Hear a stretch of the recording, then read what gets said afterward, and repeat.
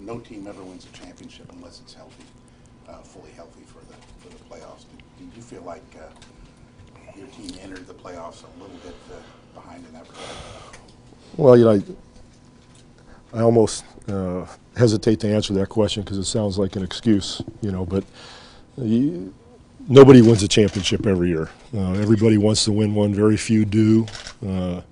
So the bottom line is that it was a real difficult year for us in a lot of ways, but injury and schedule kind of coincided to, I think, put us behind the 8 ball a little bit, and we recovered at the end of the year. Had to dig down pretty deep to finish as well as we did. And I think, going into the playoffs, certainly weren't as healthy as we wanted to be in a few different cases. And during the first round, we needed to get some better performances from 3 or 4 people, very frankly. But that happens. When you do, you win championships. The year that we lost to Miami, we didn't have more than maybe 2 people that had real consistent play, and Miami had, 4 or 5 guys that were really on top of their games. The following year, they had a couple, and we had 4 or 5 guys on top of their games, totally healthy. It's what it takes. But I think our guys gave it a great shot, and considering the run that they've been on, both long-term for decades and then the last 3 years with conference finals, it takes a toll. It's hard to do, and then followed by a pretty difficult year this year. I don't think we were as sharp, mentally and certainly physically as we have been in the past. But given that, I was really proud of them, especially in Game 7, the way they came back and really dug down deep. It's a great group, and the run has been wonderful.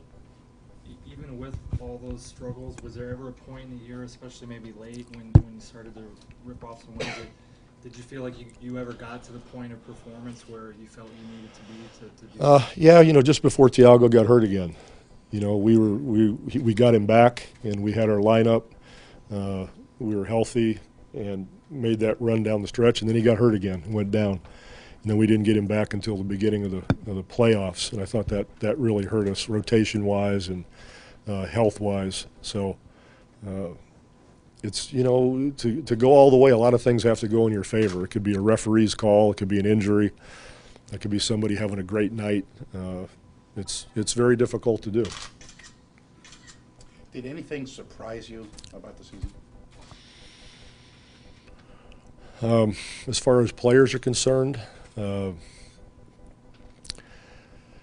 don't know if it's quite a surprise, but I continue to be amazed by Tim Duncan. And he was our most consistent player in the playoffs at 39. He needed a little more help, and I feel badly that he didn't get it, but it wasn't for lack of trying. But to watch him is pretty spectacular in itself. Even our players, they shake their heads at his performance at both ends of the floor.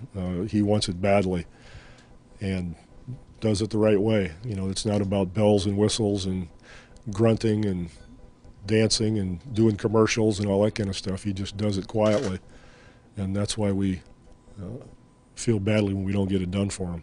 Do you see a scenario then, Pop, with him returning? We haven't talked to the guys about that. We've got a pretty good number of free agents, so we've with RC and our coaches and the group, we've talked about